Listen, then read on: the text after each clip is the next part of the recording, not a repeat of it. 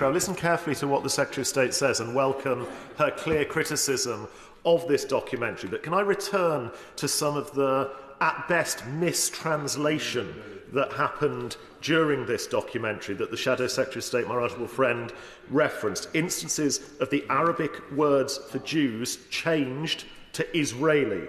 And possibly the worst of all, one interviewee praised the Hamas leader for his, I quote, jihad against the Jews, yet the BBC translated that to fighting Israeli forces. That isn't some error in Google Translate. That is quite clearly a very deliberate attempt to completely misinterpret the approach towards Hamas and the situation in the Middle East. So can the Secretary of State give me an assurance that she will be robust in challenging those translations, which quite clearly are anti-Semitic and quite clearly are taking a pro-Hamas, pro-terrorist viewpoint?